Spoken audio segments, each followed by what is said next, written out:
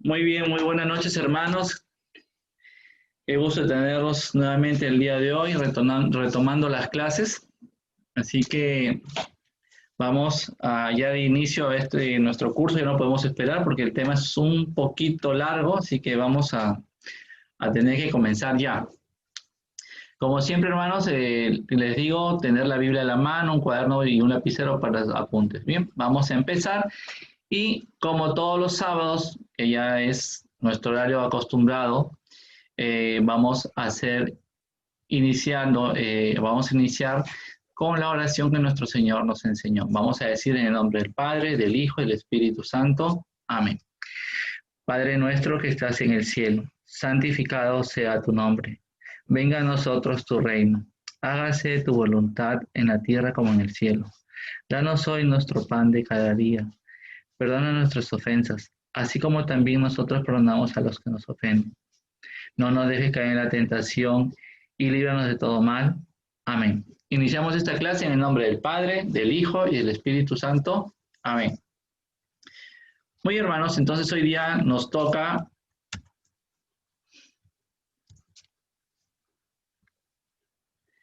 el tema 29 y vamos a conocer dentro de este curso de 33 clases, vamos a tocar, se puede decir como que las tres sectas más activas, ¿no?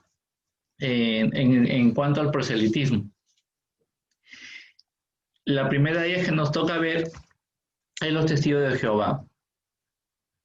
Entonces, con esta clase nosotros no pretendemos así profundizar en ellos, extendernos, sino tener una idea básica, general, en realidad, de poder, de conocer cómo se iniciaron, su historia y también la doctrina que ellos enseñan para poder nosotros responder. Muy bien, vamos a conocer entonces a los testigos de Jehová. Los testigos de Jehová pretenden ser la organización visible de Dios, así lo dicen ellos, pues según ellos, para salvarse se necesita pertenecer a esta organización. Por eso le llaman a sus templos los salones del reino, ¿no? Sus templos se denominan o se autodenominan los salones del reino.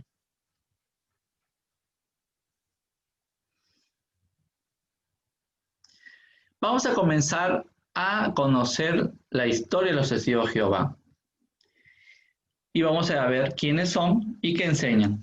Primero vamos a ir conociendo a su fundador. ¿Quién es el fundador de los testigos de Jehová? Fue fundador de los testigos de Jehová fue Charles Taze Russell, ¿sí? Que nació en Pittsburgh, Pensilvania, en Estados Unidos, en 1852, de padres presbiterianos, y él era adventista.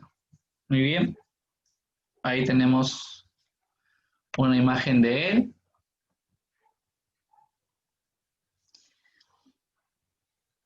Él en 1870 organizó un curso para estudiar la Biblia y en ese estudio de bíblico él conoció los estudios que realizó Guillermo Miller, ¿no?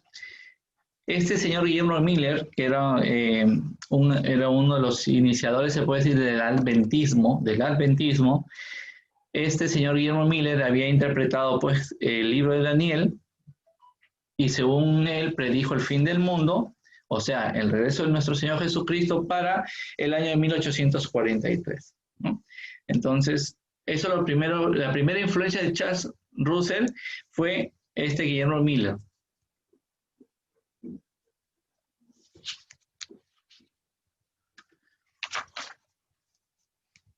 Bien, veamos el tema del reino milenario.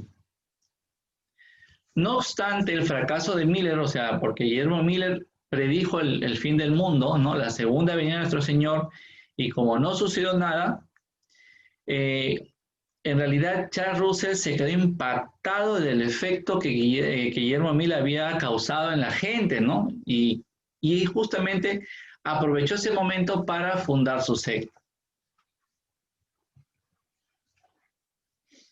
Así es que en 1876 Charles Russell afirmó que el año 1874 Jesús había regresado en forma espiritual, pues su resurrección al tercer día después de muerto fue espiritual. Eso es lo que dice Charles Russell.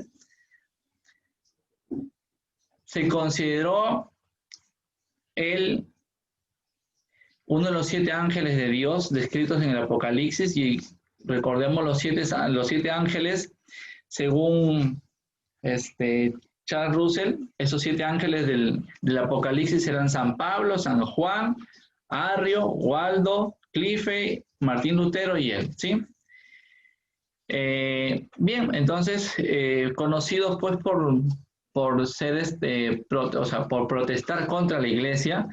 Es más, ya vamos a conocer el pensamiento, la doctrina de los testigos de Jehová es muy parecida al arrianismo, ¿no? A Arrio, que se le llama arrianismo precisamente por Arrio. Y vamos adelante, les voy a mencionar cuál es esa doctrina de Arrio que llevan los testigos de Jehová. Muy bien, su misión era preparar el reino milenario de Cristo, que iniciaba en el año 1914 a 2914, ¿sí? Entonces, ese año iba a iniciar el reino milenario, se suponía que él tenía que venir, el siguiente, era la segunda venida de nuestro Señor Jesucristo, ¿sí? Y parte de la misión, se puede decir, que había recibido Charles Russell, era que se dedicaría a destruir los errores de las religiones existentes. Él decía que todas las religiones estaban mal, ¿sí? Entonces, su vida le consagraría a destruir esas religiones existentes.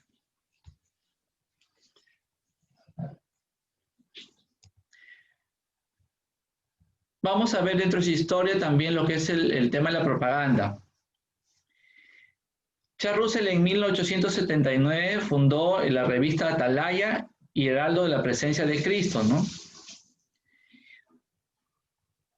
Que nosotros conocemos porque vemos ahora los Testigos de Jehová con la revista Atalaya. Ahí está la versión de la Watchtower en inglés, la Atalaya, sí, con la generación, dice precisamente la generación de 1914, ¿no? Dice la generación que no pasará.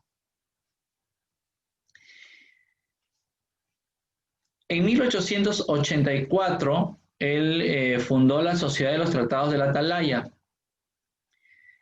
También montó una gran imprenta, compró grandes propiedades con aporte de sus adeptos y las ganancias de sus publicaciones. Entonces, hoy esa gran imprenta es una imprenta, es una gigantesca imprenta en la actualidad, ¿no? Es toda una ciudad, en realidad, la imprenta de los Testigos de Jehová, donde sacan sus publicaciones prácticamente para el nivel mundial.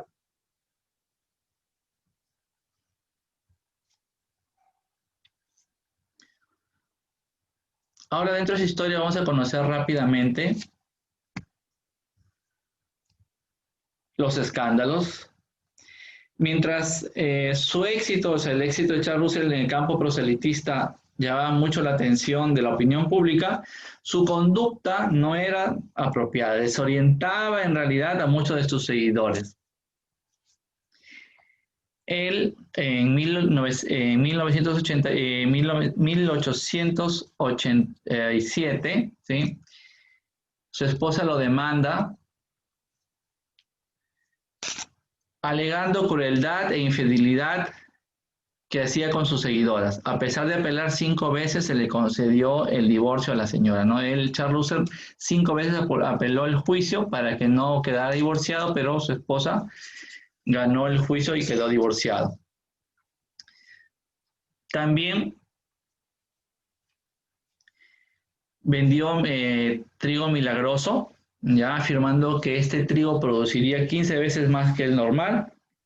También por eso fue demandado y obligado a devolver el dinero por haber sido considerado una estafa. Además, también vendió frijoles milenarios, vendía remedios milagrosos para curar apendicitis, tifoidea y cáncer entre sus seguidores.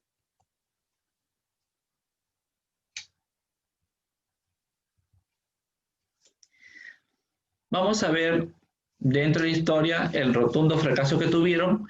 ¿Por qué razón? Porque en 1914, según la profecía de Russell, pasarían varias cosas espirituales y terrenales. Vamos a ver. ¿Ya?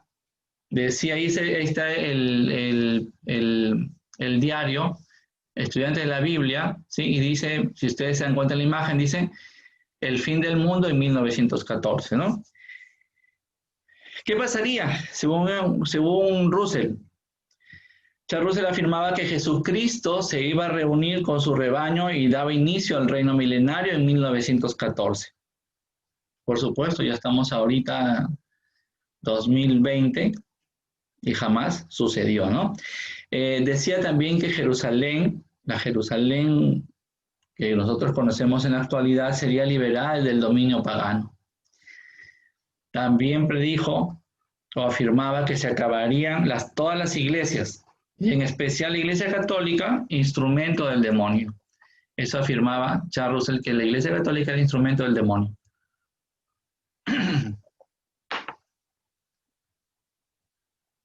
También que de igual forma se acabarían todos los gobiernos y se acabarían los bancos, las escuelas y la sociedad como la conocemos. Si ustedes alguna vez tienen en sus manos esta Biblia, que es la Biblia de los Testigos de Jehová, ¿sí? Que es la traducción del Nuevo Mundo de las Santas Escrituras, ahí se van a dar cuenta que habla, por ejemplo, en Mateo 16, 18, dice este sistema de cosas, ¿no? Ellos dicen que, bueno, la sociedad como la tenemos, la concebimos y como la tenemos en estos momentos, será destruido, o sea, no existirá este sistema de cosas, ¿no? Bien, entonces ellos tienen una concepción distinta en la cual ellos van a ser parte de este reino milenario junto a Jesucristo.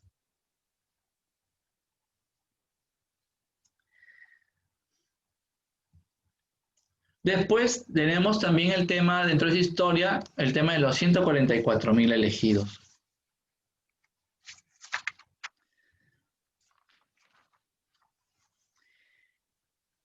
En el año 1916 murió Charles Russell, ¿sí? Mientras viajaba a de Los Ángeles, perdón, a Brooklyn. Tras una larga disputa interna dentro de los Testigos de Jehová, muchos miembros pues aspiraban a acceder a heredar el imperio de Charles Russell, pero el que ganó, se puede decir, lo sucede Joseph Rutherford. Y Rutherford precisamente se dedicó a borrar el recuerdo de Charles Russell de los Testigos de Jehová. No quería que se acordaran de Charles Russell. Este señor, ya estamos hablando de Rutherford, aplazó la segunda venida de Jesucristo para el año 18. Hizo una nueva predicción, o sea, los testigos de Jehová nuevamente predijeron el fin del mundo, ya no el 2014, en 1914, perdón, sino 1918. Claro, llegó el 1918 y no sucedió nada. Entonces, ¿qué sacó Rutherford que dijo? Él dijo que no había hablado, él dijo que este reino había hablado de un reino espiritual, ¿no? De un templo espiritual, de ese templo donde iban a estar los 144,000 elegidos al que Cristo había vuelto espiritualmente para purificarlo. O sea, Jesucristo había llegado a la tierra a un templo espiritual para purificarlo, donde iban a estar los 144,000 elegidos. Ahora, este Rutherford en 1919 ¿sí? Lanza su revista, La Edad de Oro, que a partir de 1946 se comenzó a llamar Despertar.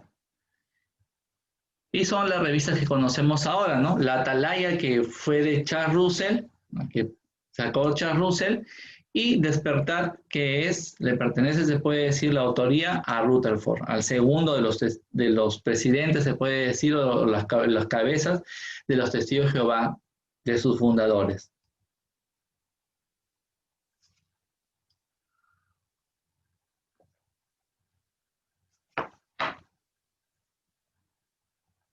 vamos a ver también dentro de su historia la campaña anticatólica, ¿no?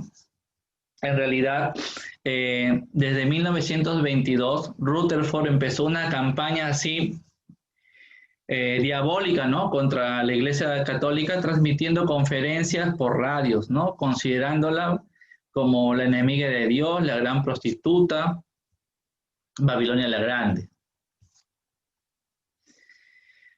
Bien, después vamos a ver la historia de los patriarcas. Vamos a conocer un poquito esto de la historia de los patriarcas. ¿Qué pasó con este tema dentro de la historia de los testigos de Jehová? Bueno, en 1920, Rutherford hizo una profecía, según él, había que en el año 1925 iban a resucitar los antiguos patriarcas, Abraham, Isaac, Jacob y otros justos del Antiguo Testamento, para gozar de la plena felicidad en el nuevo mundo que empezaba ese año, ¿no? En 1920, y mandó a construir para ellos precisamente una magnífica mansión llamada Bet-Sarim, y donde estos patriarcas resucitados, ¿sí?, iban a estar viviendo en esta mansión.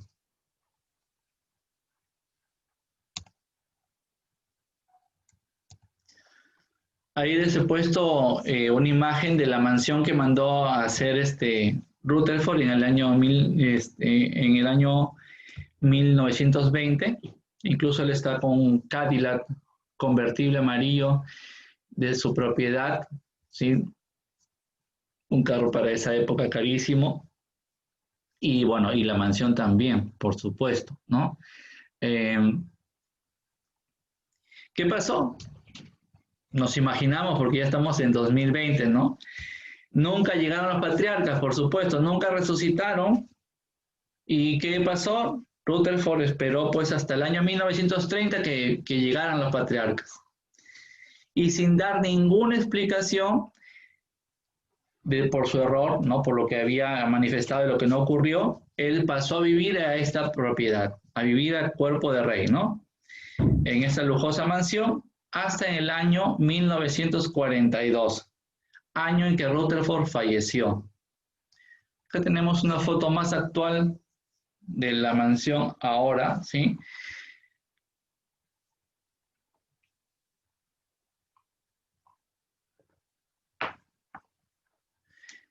Esa propiedad en su tiempo valía muchísimo dinero y hasta ahora está como recuerdo prácticamente de la vida de los parte de la vida de los testigos de Jehová, ¿no?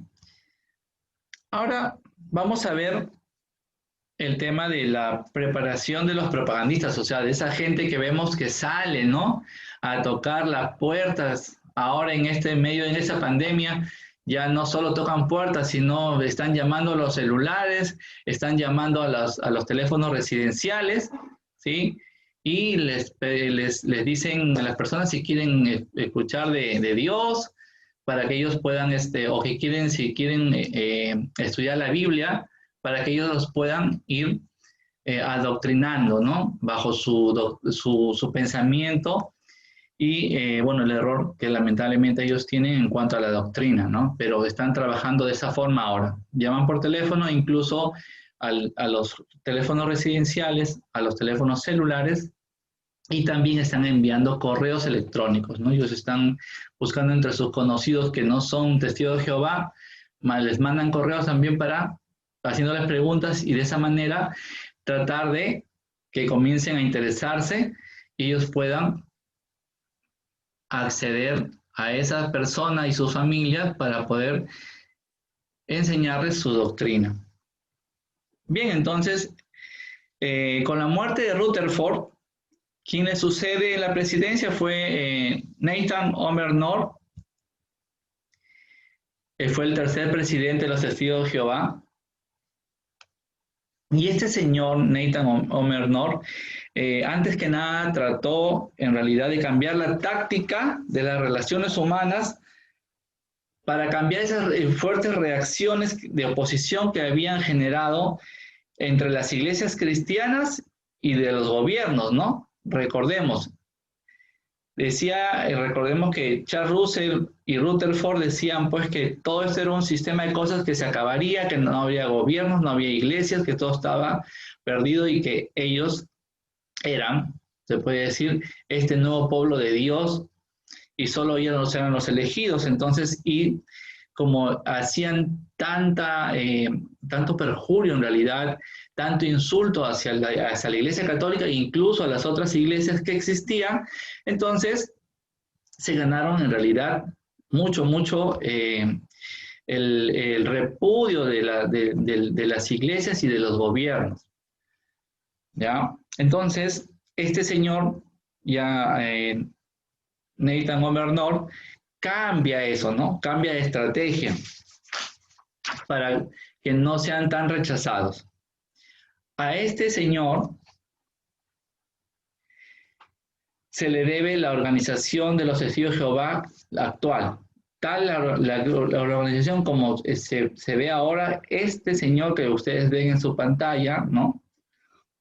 En la presentación que les estoy compartiendo, él organizó a todos los misioneros y fundó también la denominada Escuela Bíblica Galat que ellos tienen, ¿sí?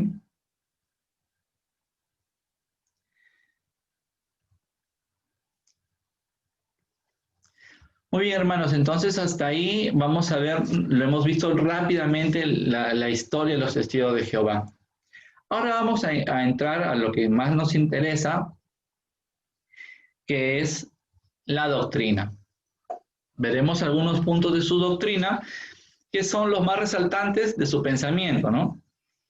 Bien, vamos primero con, ellos aseguran que Jehová es el nombre de Dios. Como ya hemos visto anteriormente, esto es un error y que sale de mezclar dos palabras, ¿no? La palabra Yahvé, ¿sí? Del tetragrama del nombre de Dios, YHVH, que significa yo soy, que son consonantes, ya hemos visto eso, y mezclarlo con las vocales de la palabra Edonai, que significa el Señor, ¿no? Que era la palabra por la cual los samaritanos se reemplazaban, perdón, los judíos en realidad reemplazaban en vez del nombre del Señor, no lo mencionaban, era tan santo que ya agarraron la costumbre, en vez de decir Yahvé, simplemente decían Edonai, ¿sí? Se referían como el Señor. Entonces la mezcla de Yahvé con Edonai sale el nombre Jehová. Esto, hermanos, ya nosotros lo hemos visto, ¿no? Y así que les recomiendo que si alguno no lo ha visto o lo quiere repasar, esta es la clase número 23 que hemos tenido dentro de este curso bíblico, que la clase 23 es el nombre de Dios. La pueden revisar en nuestro canal de YouTube. Muy bien, ahora también tenemos que ellos afirman que no existe la Trinidad. Según los testigos de Jehová, existe un solo Dios y hay un Dios y en ese Dios hay una sola persona, ¿no? Dicen ellos que la Trinidad es un mito pagano al estilo, por ejemplo, egipcio, hindú, inventado por la Iglesia Católica.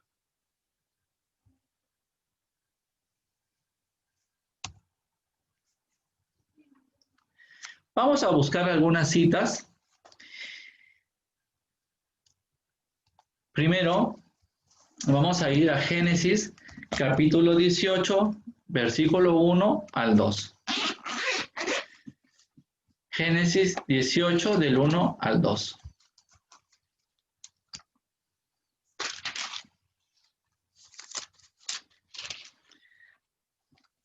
Génesis 18, del 1 al 2 dice: Yahvé se presentó a Abraham junto a los árboles de Mambré, mientras estaba sentado a la entrada de su tienda a la hora más calurosa del día. Al levantar sus ojos, Abraham vio a 3 hombres que estaban parados a poca distancia. En cuanto los vio, corrió hacia ellos, se postró en tierra, diciendo: ¿Sí? Bueno, ahí se colocó hasta el 2, el 3 dice, diciendo, Señor mío, me haces el favor, te ruego que no pases al lado de tu servidor sin detenerte.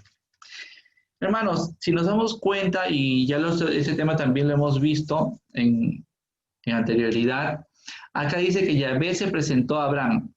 Yahvé, ¿sí? Yahvé Dios se le presenta a Abraham junto a los árboles de Mambré, mientras Abraham estaba sentado a la entrada de su tienda, a la hora más calurosa del día. Dice. Y Abraham dice, al levantar los ojos, Abraham vio 3 personas, o sea, vio por los ojos, vio 3 personas. Dice, inicia diciendo que a Yahvé se le presentó a Abraham, y Abraham cuando levanta la mirada para ver al Señor, ¿sí? Ve a 3 personas. Miren qué curioso, ¿no? Se le presenta Yahvé y Abraham ve 3 personas. Y después Abraham en el versículo 3, que he leído también, le dice, Señor mío. No dice señores míos, sino dice Señor mío. Yahvé se le presenta a Abraham, Abraham ve 3 personas y dice, Señor mío. Entonces, hermanos, el Antiguo Testamento nos presenta sombras, ¿sí?, de la figura de la Trinidad. Ya les he dicho, ¿no? Comienza él, Yahvé se le presenta, levanta la mirada y ve 3 personas. Y después corre a postrarse, dice, y dice, Señor mío. Una sola. Eran 3 y Abraham habla en singular.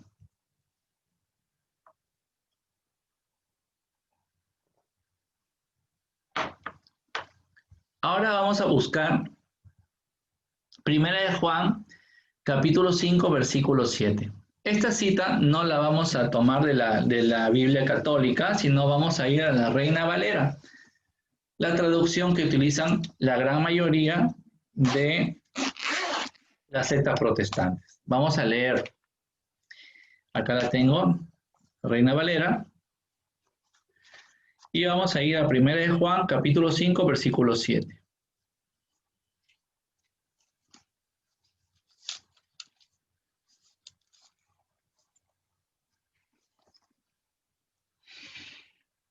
Primera de Juan, capítulo 5, versículo 7. Dice, porque 3 son los que dan testimonios en el cielo, el Padre, el Verbo y el Espíritu Santo.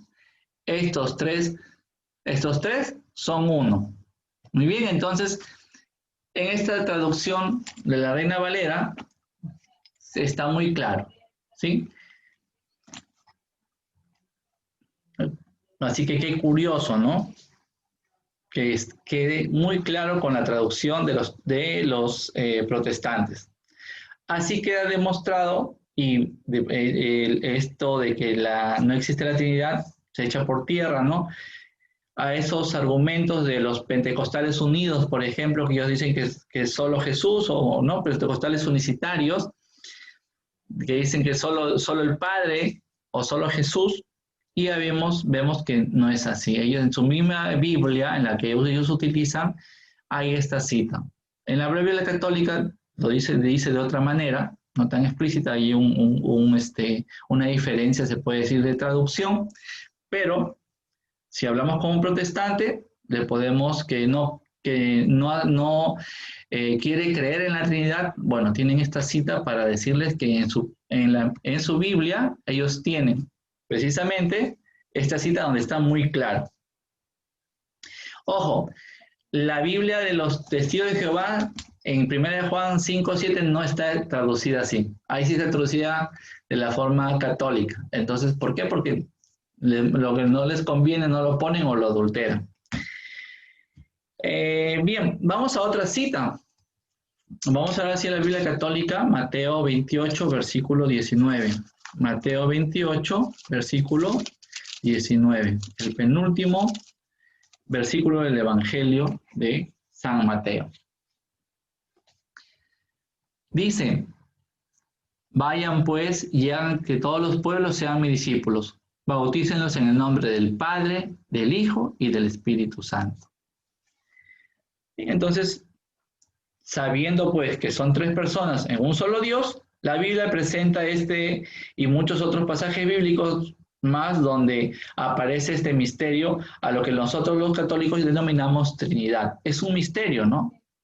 Porque o sea, misterio se le llama lo que nuestra cabeza de forma racional no puede concebir.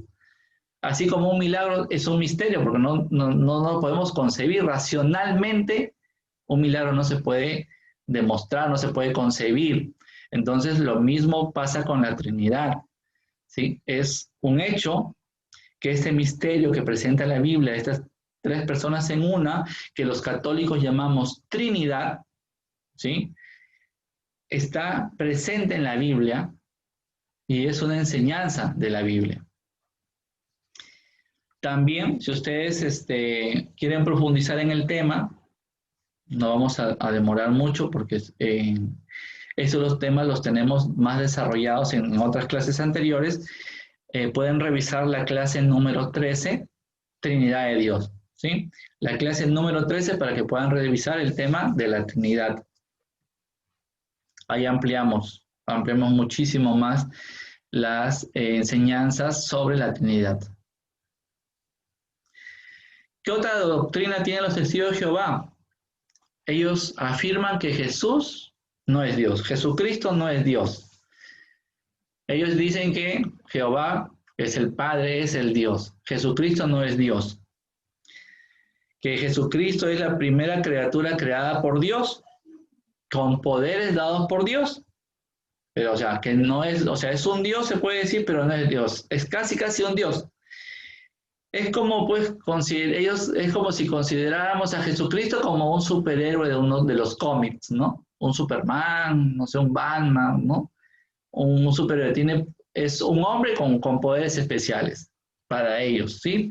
Entonces, ese es uno de los errores doctrinales que tienen los testigos de Jehová y que le enseñan. Si ustedes le preguntan a los testigos de Jehová, le dicen, ¿Jesús es Dios? Les va a decir que no.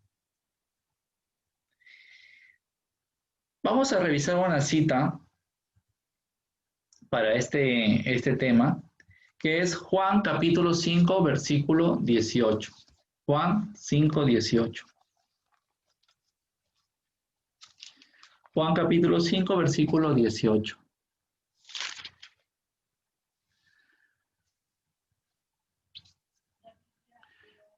Juan 5, 18 dice, y los judíos tenían más ganas todavía de matarle, porque además de quebrantar la ley del sábado, se hacía a sí mismo igual a Dios, al llamarlo su propio Padre.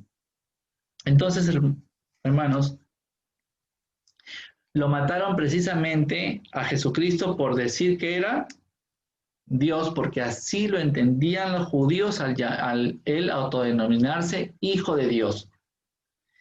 Recordemos, el Hijo del Hombre es hombre, ¿sí? El Hijo del Tigre es tigre. El Hijo de Dios es Dios.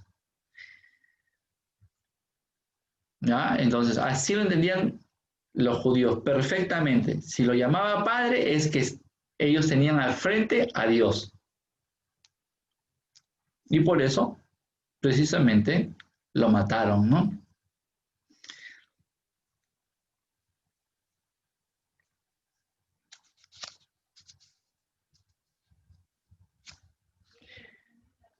Eso también lo vemos en el tema 13 en la Trinidad, porque son tres personas en un solo Dios. También lo pueden revisar esto de que Jesucristo sí es Dios. Vamos ahora a otra doctrina de los testigos de Jehová. Dicen que Jesucristo no resucitó con el cuerpo.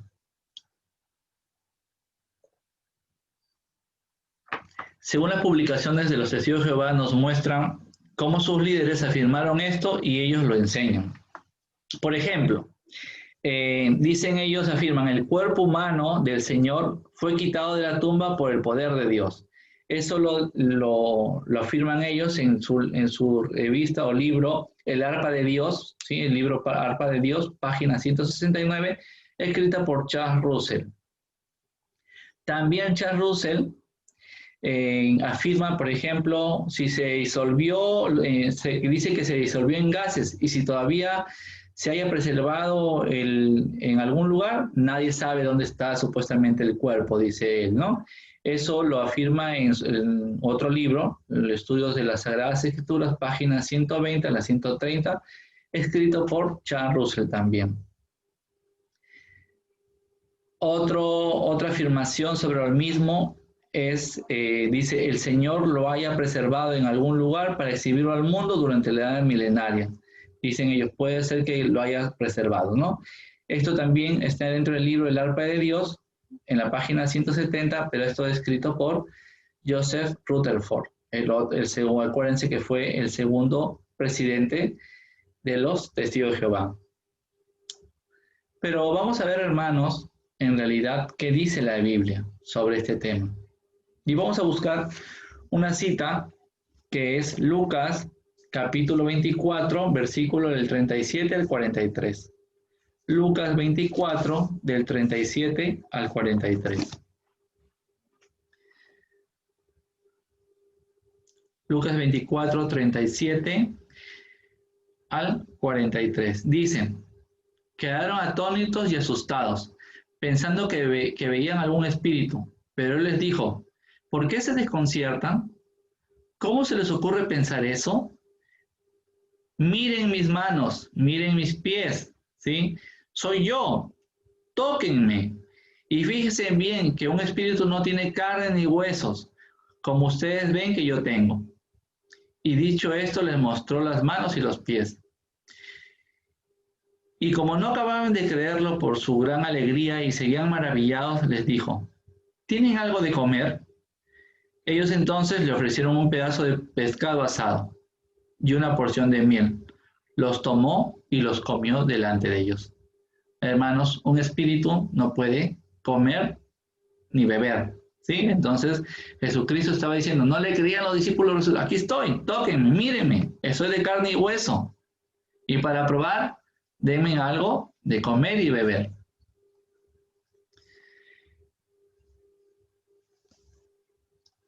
Entonces, más claro no se puede pedir, hermanos. Está clarísimo lo que le dice Jesucristo a los mismos apóstoles que no creían creer que estaba resucitado en cuerpo, ¿no? Si lo tenían presente en cuerpo, no era espíritu, no, era en cuerpo.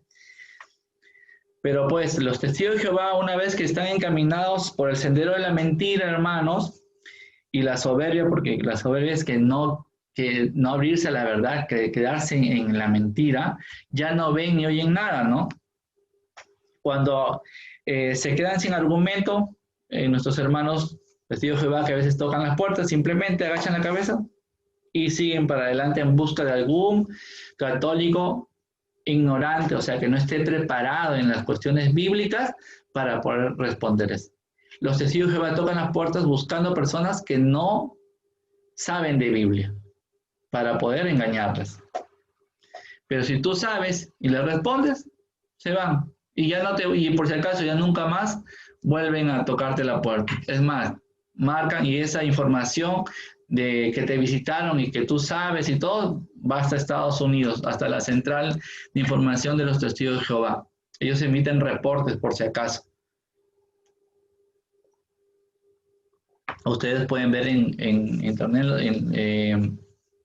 en YouTube, por ejemplo, testimonios de testigos de Jehová y pueden confirmar lo que yo les estoy diciendo, que ellos emiten un reporte, todas esas casas que visitan, de lo que respondieron, lo que no respondieron, todo eso emiten un informe.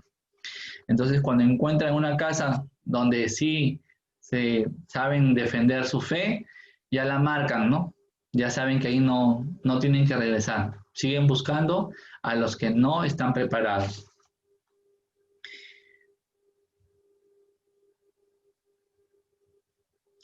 Ahora vamos a ver su enseñanza sobre el Espíritu Santo. Dicen ellos que no es Dios. El Espíritu Santo para ellos no es Dios. Según los testigos de Jehová, afirman que el Espíritu Santo es el poder activo de Dios, o sea, la fuerza activa de Dios. Que no es una persona, sino que es algo, ¿sí? Dicen, es algo, más no es una persona. Ahora, ¿Dios es fuerte? Sí, Dios es fuerte. Pero eso no quiere decir que el Espíritu Santo sea solo la fuerza. el Espíritu Santo es una persona.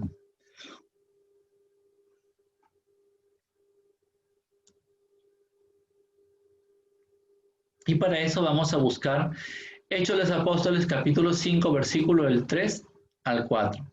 Hechos de los Apóstoles, capítulo 5, del 3 al 4.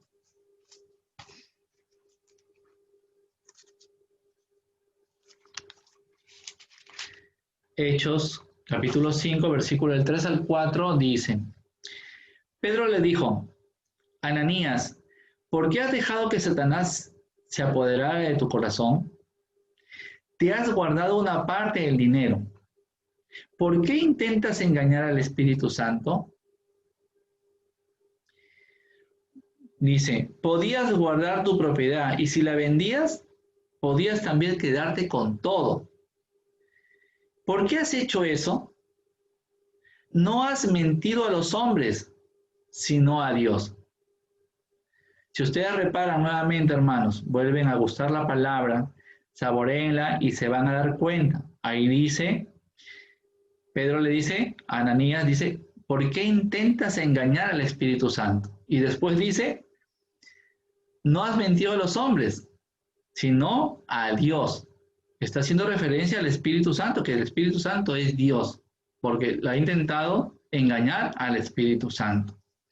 Muy bien, y así tenemos también, hermanos, muchas otras citas donde demostramos que el Espíritu Santo sí es Dios. También todos estos conceptos ustedes los pueden revisar en la clase número 13 sobre la Trinidad de Dios. Ahora vamos a ver que ellos afirman que María no es madre de Dios, como lo dicen muchos protestantes, no solo los testigos de Jehová. Los testigos de Jehová, aparte de esto, tratan de desprestigiar a María, ¿no? Como si fuese una mujer cualquiera.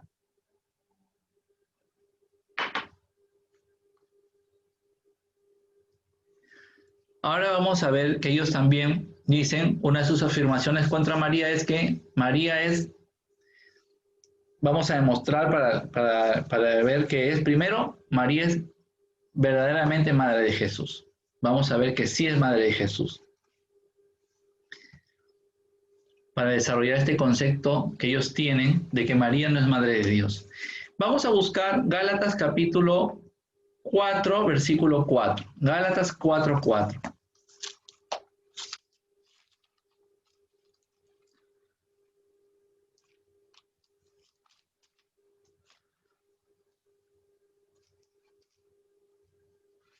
Gálatas 4, 4.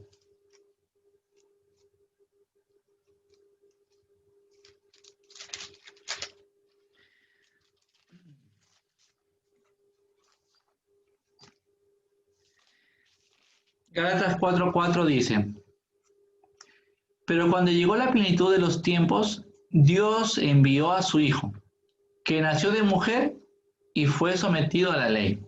Y bien, entonces, el Hijo del que nos habla San Pablo es Jesús, nuestro Salvador, ¿sí? Que Dios envió a su Hijo, nacido de mujer.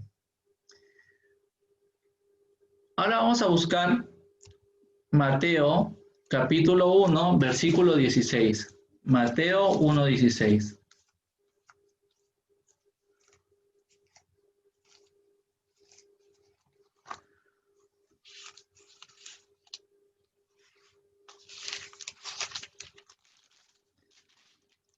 Mateo 1, 16 dice: Jacob fue padre de José, esposo de María, de la que nació Jesús, llamado Cristo.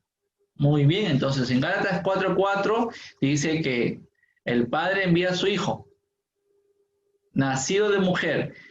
Y en Mateo 1:16 encontramos que Jesús nace de María. Ahora vamos a ver Mateo capítulo 1, versículo 18a. Dice: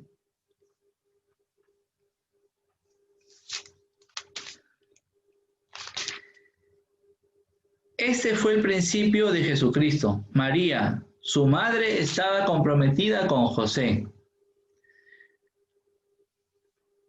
Entonces, hermanos, pasaje bíblico nos deja claro y es significativo, ¿no? Porque da las luces necesarias para afirmar que María es la madre de Jesús. Y así lo vamos a encontrar múltiples veces en la Biblia, donde se menciona a María como madre de Jesús. Así por si acaso. Nunca en la Biblia no vas a encontrar que María y el resto de hijos, jamás. Va a decir siempre que María fue la madre de Jesús.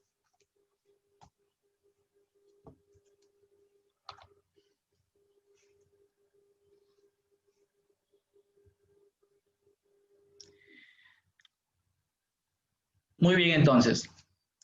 Ya hemos visto primero, ahorita, que María es de verdad la madre de Jesús. Ahora vamos a ver que Jesús es el verdadero Dios. Ya lo habíamos visto unos minutos antes, pero vamos a ver más citas, ¿sí? Entonces, buscaremos Juan capítulo 1, versículo 1. Juan 1:1.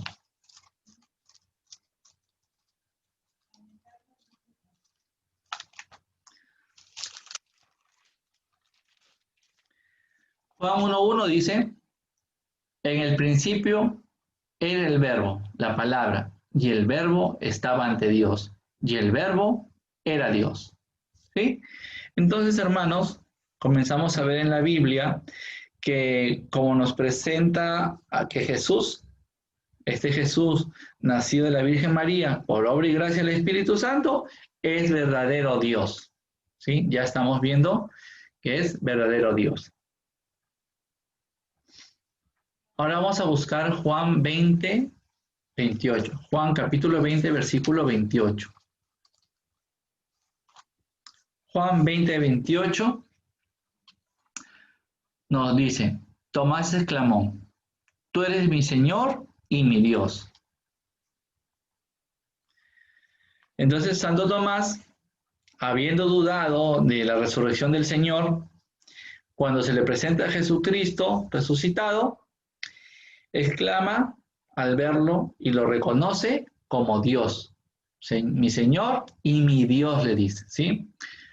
Por eso que nosotros, al igual que Tomás, nosotros decimos, Señor mío y Dios mío. Esa es la respuesta de Santo Tomás. Señor mío y Dios mío.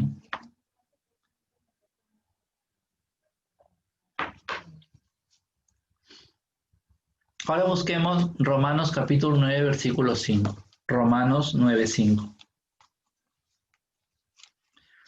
Romanos capítulo 9, versículo 5 dice, suyos son los grandes antepasados, y Cristo es uno de ellos según la carne. Él que como Dios está también por encima de todo. Bendito sea por todos los siglos. Amén. Entonces, hermanos, vemos aquí cómo San Pablo en su carta a los romanos afirma que Cristo es Dios. Ahora busquemos a Tito, capítulo 2, versículo 13. Tito 2:13.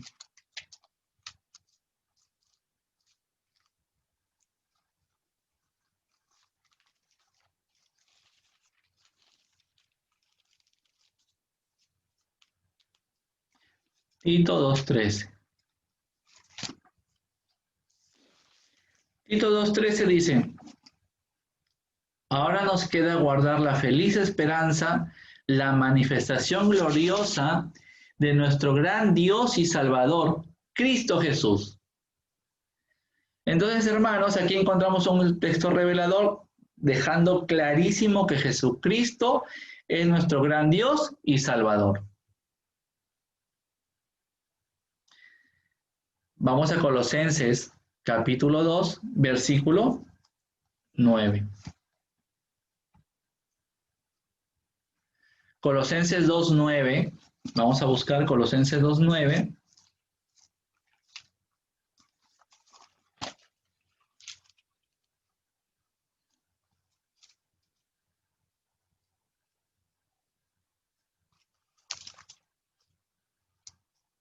Colosenses 2:9.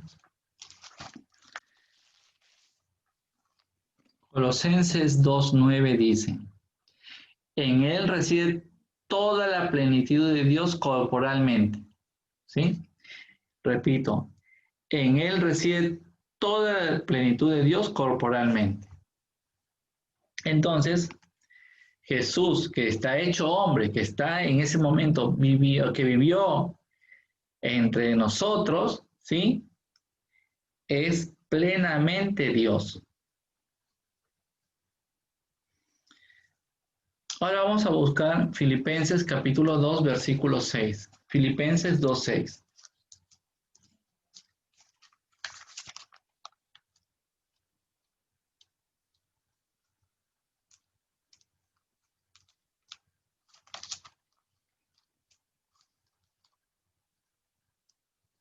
Filipenses 2:6. Filipenses 2:6 nos dice, él compartía la naturaleza divina, igual a Dios por propio derecho. Sin embargo, se redujo a nada. Entonces, o sea, hermanos, siendo Jesucristo Dios, se rebaja a tener una condición humana para nuestra salvación. Por eso se hace hombre para nuestra salvación. Siendo Dios, se hace hombre para nuestra salvación. Entonces, queda claro.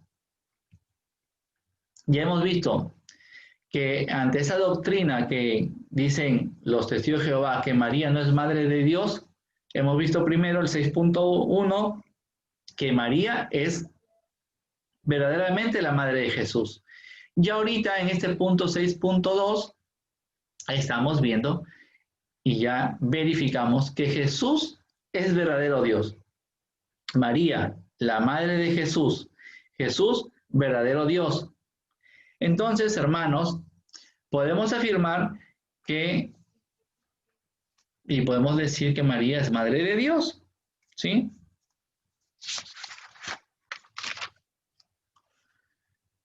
Y para esto vamos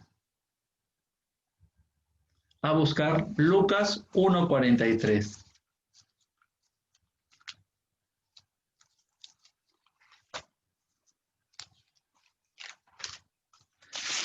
Lucas 1:43 dice, ¿cómo he merecido yo que venga a mí la madre de mi Señor? ¿Sí? ¿Cómo he merecido yo que venga a mí la madre de mi Señor? ¿Se acuerdan quién dice eso? Eso dice Isabel, ¿no? Isabel reconoce a María porque María llega a visitarla y que dice, ¿qué he merecido yo para que venga a verme la madre de mi Señor? Isabel reconoce a la Virgen María como la madre de su Dios, ¿sí?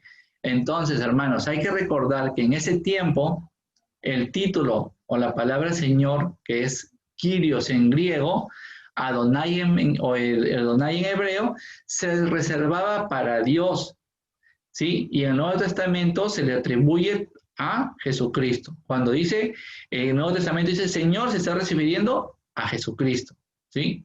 Que hace de Dios, que es Dios verdadero. Por eso dice, es Señor, ¿sí? Entonces, hermanos, por eso Isabel dice a María, ¿qué he merecido yo para que venga la madre de mi Dios? ¿Sí? Entonces, sí podemos afirmar que María es la madre de Dios, de ese Dios que se hizo hombre y que habitó entre nosotros. No es como lo entienden o lo malentienden los protestantes, que los católicos afirmamos, ellos piensan que cuando nosotros decimos que María es madre de Dios, ellos erradamente piensan que nosotros ponemos a María como el principio de todo y que de María nace Dios. Ese Dios celestial. No, nosotros no afirmamos eso. Nosotros decimos que María es madre de Dios porque ese Dios se hizo hombre y vino a este mundo y tomó cuerpo de hombre a través de la Virgen María. Y por eso afirmamos que María es la madre de Dios, porque ese Dios habitó en medio de nosotros. Jesucristo habitó en medio de nosotros. Bien, entonces, hermanos, María contribuyó pues a esa encarnación del Verbo. Y por eso que nosotros afirmamos que María es Madre de Dios. Bien, entonces desterrado este concepto de que María, y que lo afirman los testigos de Jehová, que María no es Madre de Dios. Ahora vamos a ver que la congregación de los testigos de Jehová es la verdadera iglesia de Cristo, según ellos, ¿no? Dice, según los testigos de Jehová, ellos afirman que la iglesia fundada por Jesucristo, escuchen, que la iglesia fundada por Jesucristo se degeneró, ¿sí? Hasta ser una de las organizaciones usadas por Satanás para perder la humanidad. Además dicen, no existe jerarquía, ¿ya? En la iglesia que dice que todos somos iguales. Dice, además, Pedro y sus sucesores no tienen autoridad sobre los miembros de la iglesia. No hay autoridad según ellos, ¿no? Y ellos nos sacan, esta, por ejemplo, esta cita, ¿no? Apocalipsis capítulo 18, versículo 4. Vamos a buscar Apocalipsis 18, 4.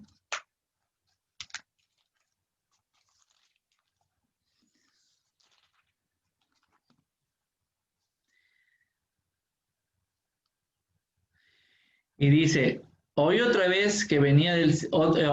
voz, perdón, que venía del cielo y decía, aléjate de ella, pueblo mío, no sea que te hagas cómplice de su maldad y tengas que compartir su castigo. ¿Sí? Entonces ellos utilizan esta cita para salir, se puede decir, a conquistar personas, ¿no? Entonces, ese es el deber primordial de los testigos de Jehová, de luchar contra la iglesia de Cristo, porque dicen ellos que la iglesia de Cristo ya está degenerada y hay que acabarla, ¿no?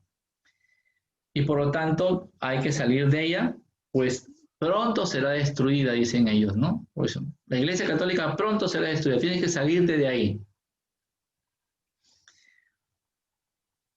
¿Pero qué nos dice la Biblia?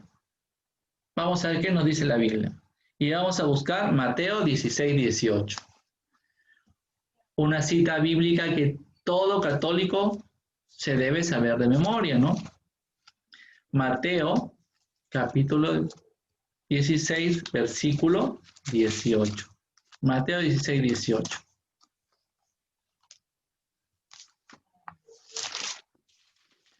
Mateo 16, 18 dice, y ahora yo te digo, tú eres Pedro, o sea, piedra, y sobre esta piedra edificaré mi iglesia. Los poderes de la muerte jamás la podrán vencer, ¿sí? Dice, y ahora yo te digo, tú eres Pedro, y sobre esta piedra, ¿sí? Edificaré mi iglesia, mi iglesia. Y además dice, los poderes de la muerte jamás la podrán vencer. Hermanos, Jesucristo fundó una sola iglesia y deja a San Pedro a la cabeza. La única iglesia que se puede mostrar en la Biblia y que es fundada por Jesucristo. La única, ¿sí? Y que es a través de la historia la verdadera, es la iglesia católica. No hay otra.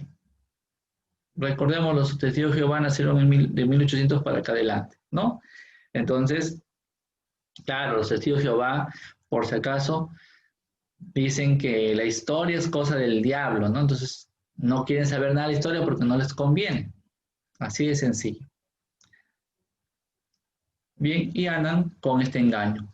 Ellos se engañan a sí mismos, asumen ese pensamiento de que están luchando y les lavan el cerebro que están luchando contra esa iglesia degenerada, que se ha degenerado y que hay que salir de ella, ¿sí?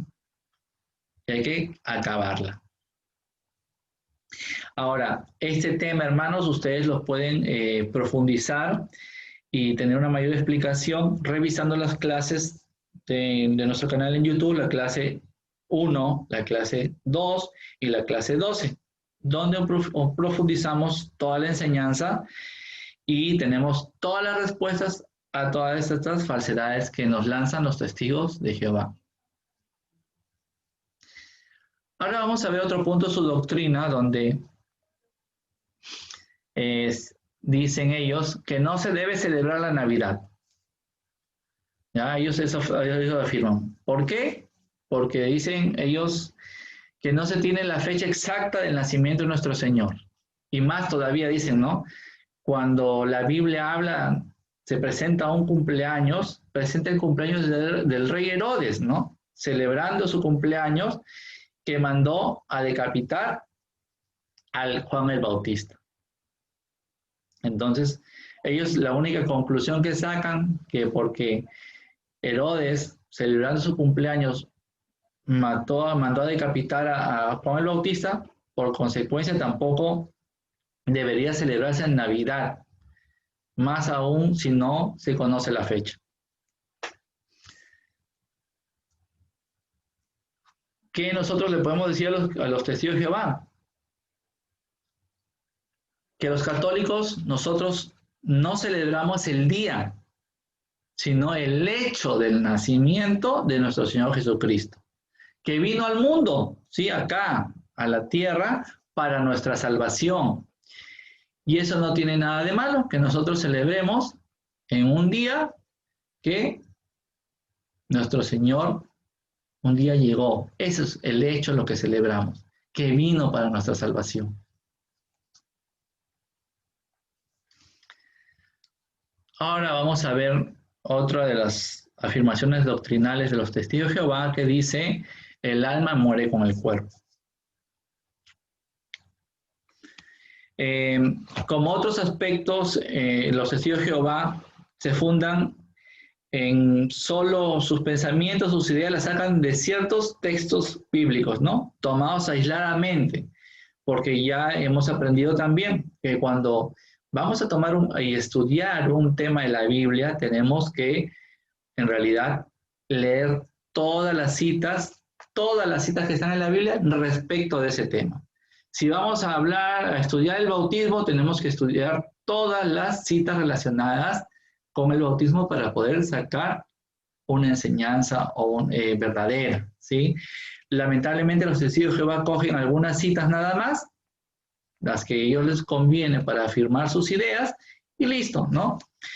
Y por eso, por ejemplo, sacan de contexto a Ezequías 18:4, sacan a Eclesiastés 3 del 19 al 20, para afirmar que el alma muere con el cuerpo. Y tengamos en cuenta que estas citas son del Antiguo Testamento, cuando todavía no se había alcanzado la plenitud de la revelación. ¿Cuándo se alcanza la plenitud de la revelación? Con el Nuevo Testamento, con Jesucristo. A partir de Jesucristo se alcanza la plenitud de la revelación así completa, ¿sí? Llegamos a la plenitud de la revelación. Entonces, hermanos, vamos a buscar Mateo 10:28. Mateo 10:28. ¿Qué nos dice? Mateo 10:28. Dice: no teman a los que solo pueden matar el cuerpo, pero no el alma. Teman más bien al que puede destruir el alma y el cuerpo en el infierno. Entonces, una cita clarísima, hermanos. Aquí encontramos claro esto, que sí existe el alma y que no muere con el cuerpo, ¿sí? Porque dice: teman al que puede matar el alma y el cuerpo, que ese es Dios, ¿sí? Y dice: no teman más bien al que solo puede matar el cuerpo. Está bien clara la cita. Si quieren ustedes profundizar, pueden también revisar la clase número 19, que se refiere esa clase, tocamos 2 puntos en esa clase: el alma y el infierno. 2 clases. Entonces, pueden revisar ese tema en nuestro canal de YouTube, Biblia y Apologética, ¿sí? Ahora vamos a ver lo que ellos dicen, que no existe el infierno. Hermanos, en cuanto a este tema doctrinal, ellos reducen la enseñanza del concepto del infierno a las palabras Seol, que en hebreo y y Hades en griego, ¿no? Para decir lugar de los muertos, que simplemente es un lugar. Sí es cierto, la Biblia presenta la palabra Seol y Hades. Y ellos concluyen como que significa el lugar de los muertos, concluyen que el infierno no existe, que simplemente corresponde a una simple sepultura, a donde se deja el cadáver. Eso para ellos es el Seol o el Hades. Y lo mismo traduciendo la palabra Gehenna como el basurero de Jerusalén o el lago de fuego, también una forma simbólica que significa, según ellos, completa destrucción. Eso es lo que ellos traducen, ¿no? Como lago de fuego, como si fuese una completa destrucción. Pero hermanos, nosotros vamos a revisar rápidamente una cita, Mateo 10:28b, Mateo 10:28b. Nuevamente dice, teman más bien al que puede destruir el alma y el cuerpo en el infierno, ¿sí? Entonces, si existe el infierno.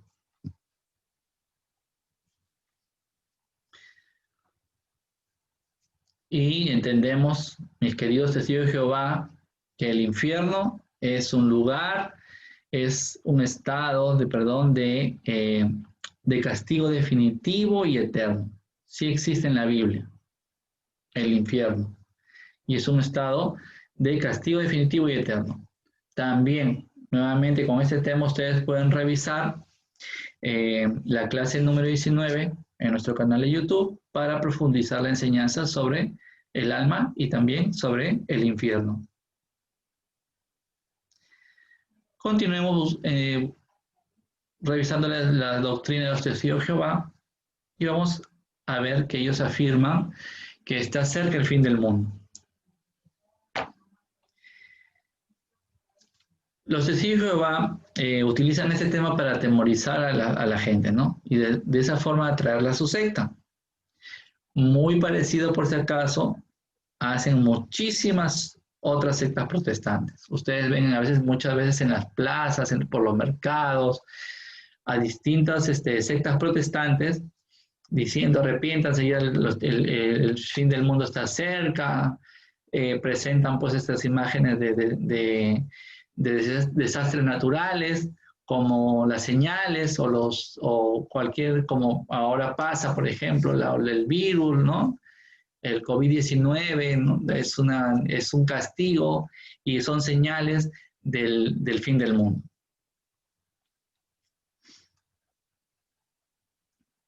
Bien, entonces, hermanos, para definir ese tema, vamos a ver Mateo, capítulo 24, versículo 36. Mateo 24, 36.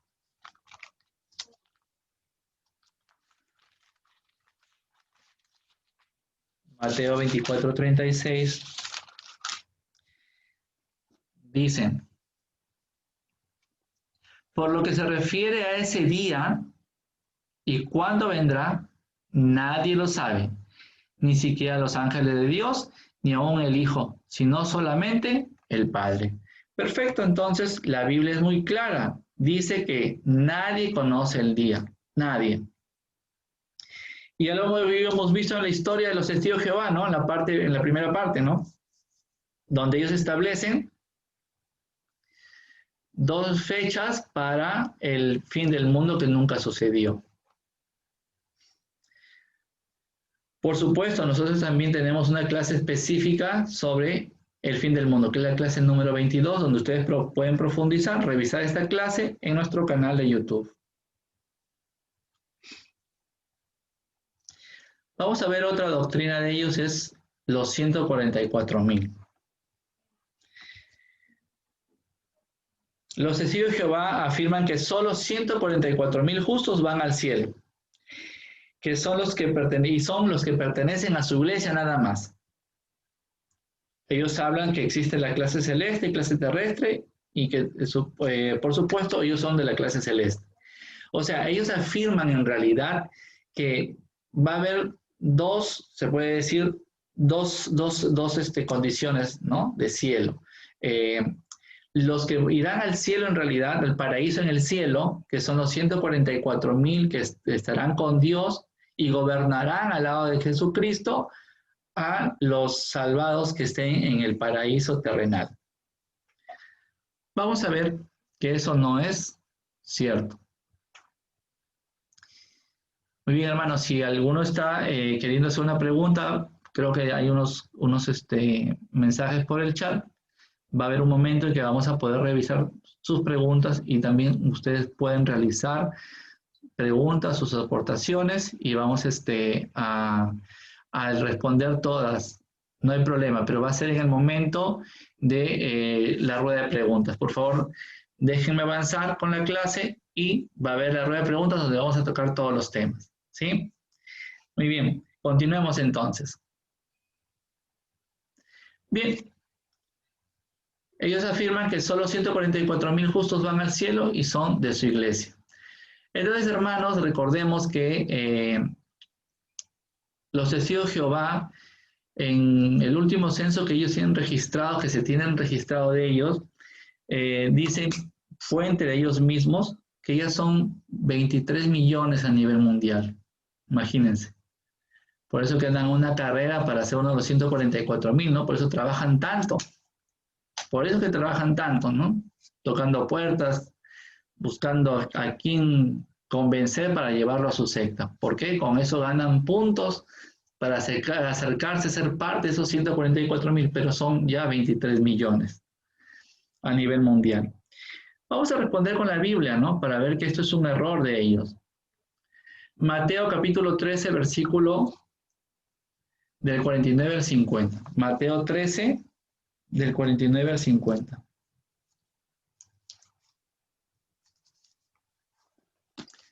Mateo capítulo 13, del 49 al 50 dice: Así pasará al final de los tiempos. Vendrán los ángeles y separarán a los malos de entre los buenos, y los arrojarán al horno ardiente. Allí será el rechinar de dientes. Muy bien, entonces, hermanos, aquí habla de separación. La Biblia habla de una separación entre buenos y malos, ¿sí? No habla que va a haber un paraíso celestial, un paraíso terrenal, y los de arriba van a gobernar. No, eso no existe. La separación que habla la Biblia es entre los buenos que irán al cielo y los malos en el castigo definitivo y eterno que es el infierno. Precisamente es lo que vamos a leer. Mateo capítulo 25, versículos 34 y 41 y del 45 al 46. Mateo 25,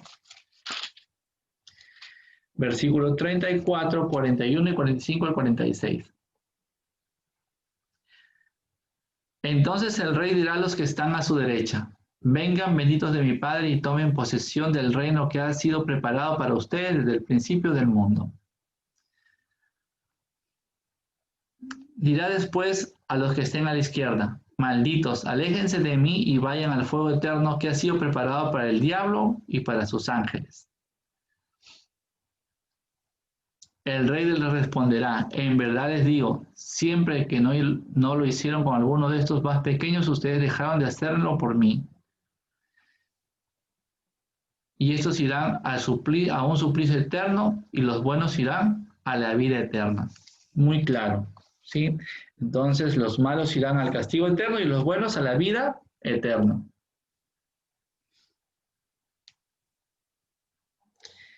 Ahora vamos a buscar Apocalipsis capítulo 3, versículo 21. Apocalipsis 3, 21. Apocalipsis 3, 21.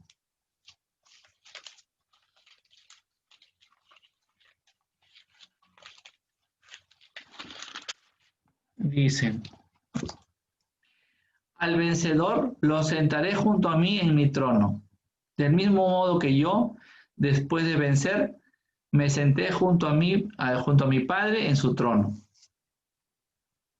Entonces, hermanos, estamos llamados a esa única esperanza y a un solo destino, que es el reino de los cielos. Vamos a buscar Hebreos capítulo 11, versículo del 14 al 16. Hebreo 11, del 14 al 16. Hebreos 11, el 14 al 16 nos dice: los que así hablan hacen ver claramente que van en busca de una patria. Pues si hubieran añorado la tierra de la que habían salido, tenían la oportunidad de volver a ella. Pero no, aspiraban a una patria mejor, es decir, a la del cielo. Por eso Dios no se avergüenza de ellos, ni de llamarse su Dios, pues Él les preparó la ciudad. Muy bien, entonces estamos claros también, hermanos, que nuestra patria no está aquí, en la tierra, sino está en el cielo. Ahí está nuestra patria. Busquemos ahora Juan, capítulo 14, versículo del 2 al 3. Juan, capítulo 14,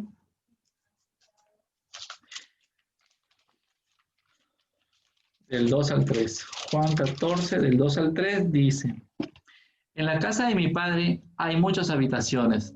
De no ser así, no les habría dicho que voy a prepararles un lugar. Y después de ir y prepararles un lugar, volveré para tomarlos conmigo, para que donde yo esté, estén también ustedes. Un momento, hermano, se me está agotando la batería. Un ratito, por favor.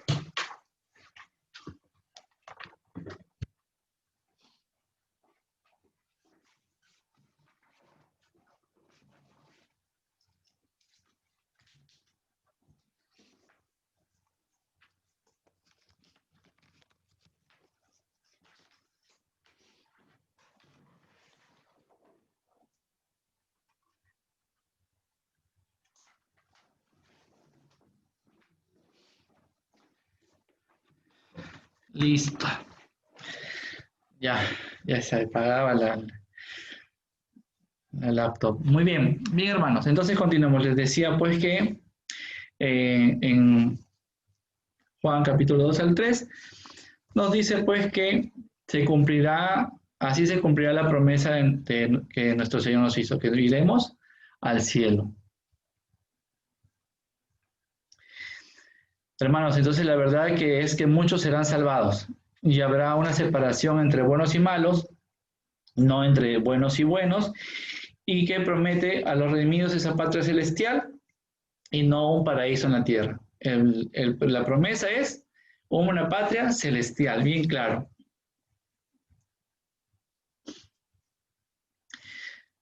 Continuemos ahora, ellos afirman que no existen los sacramentos.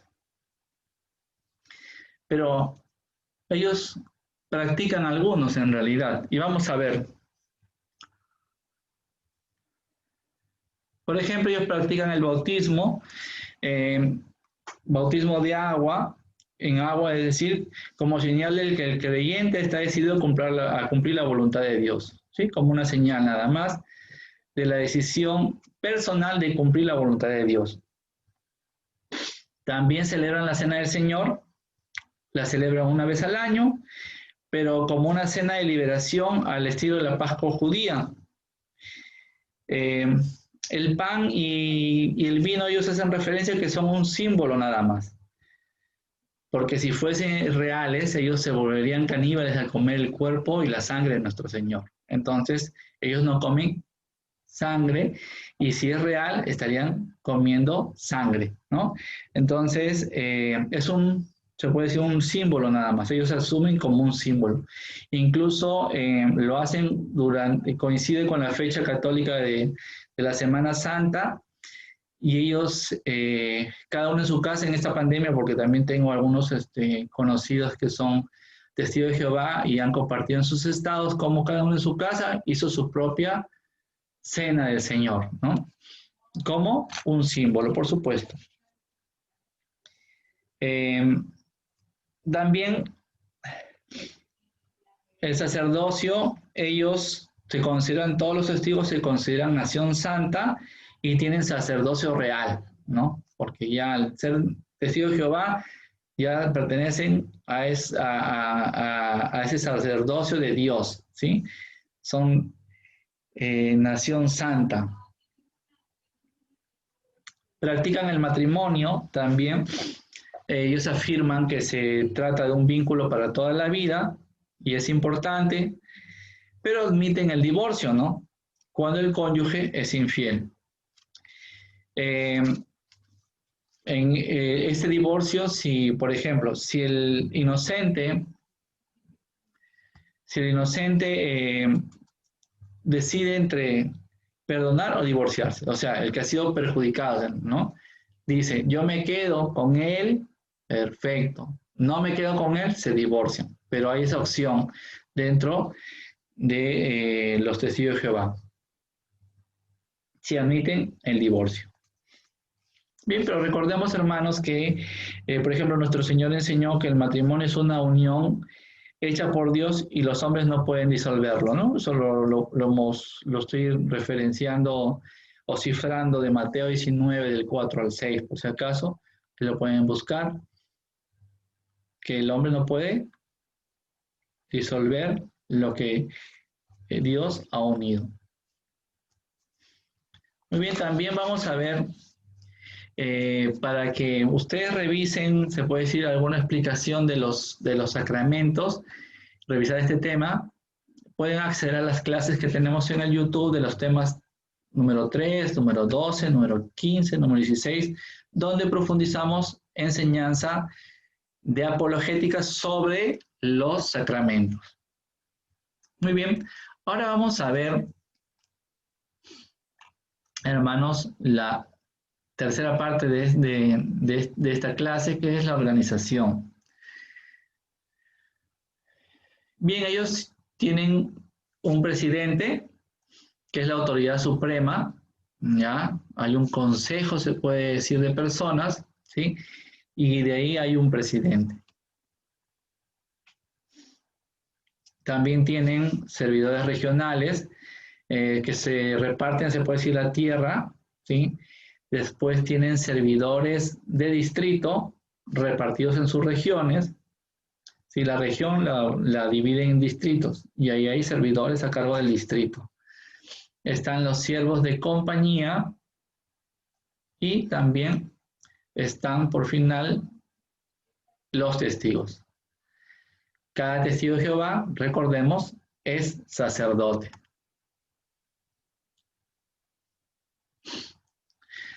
Muy bien, hermanos. Entonces, entramos a la rueda de preguntas ahora sí.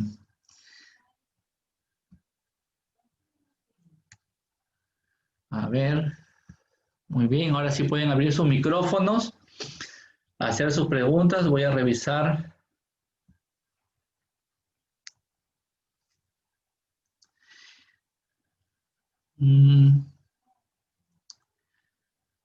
Me decían uno que me estaba diciendo que no iba muy bien su señal. Y hermana Ana González. Bueno, sí, el canal de YouTube ya lo voy a volver a mencionar, lo menciono en todas las clases, ¿sí? Pero, bueno, a ver, ¿hay alguna pregunta, una duda? ¿Alguien levantaba, por ahí creo que le habían levantado la mano? ¿Alguna duda con este tema? ¿Algo que quieran saber un poquito más?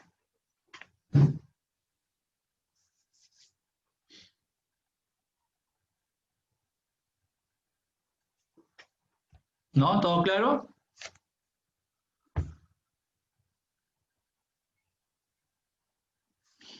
Nos pueden escribir al chat. O si gustan, pueden abrir su micrófono y preguntar.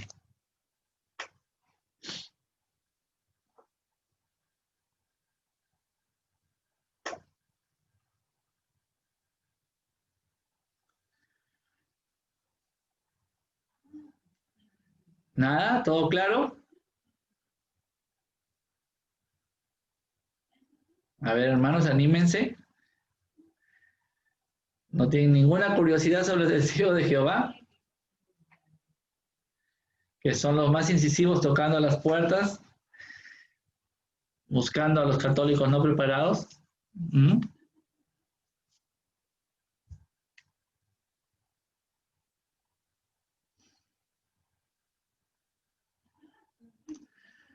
Bueno, entonces, si no hay más preguntas, continuemos entonces. Hermanos, ahí tienen mis redes sociales, mi Facebook, ¿sí? Ahí me encuentran como hermano Marco Antonio P. Mi correo también si quieren escribirme. Y ahí está también el canal de YouTube, que es Biblia y Apologética-Vía. ¿Sí? Vía B grande, Y-A. Biblia y Apologética. ¿Sí? Ahí pueden revisar también las clases. Mis hermanos, la clase ha concluido, nos toca el próximo tema, vamos a conocer a los mormones, otra de las sectas también de mucho proselitismo, ¿sí? Bien, antes de retirarnos, vamos a regalar una rosita a nuestra Madre María. Para esto vamos a decir en el nombre del Padre, el Hijo, del Espíritu Santo. El Espíritu Santo. Amén. Muy bien. Dios te salve María, Ave María, llena de Llena gracia, eres de el gracia, Señor es el Señor es contigo. contigo. Bendita Bendita eres eres entre entre todas todas las las mujeres, mujeres, y bendito es el fruto de tu vientre, Jesús. Santa María, Madre de Santa Dios, María, Madre de ruega por Dios, nosotros ruega por pecadores, nosotros pecadores, ahora y en la hora de ahora nuestra y en la hora muerte. de Amén. nuestra muerte. Amén. Esta clase ha concluido en el nombre del Padre, del Hijo y del Espíritu Santo. Padre, del Hijo y del Espíritu Santo. Amén. Amén. Gracias.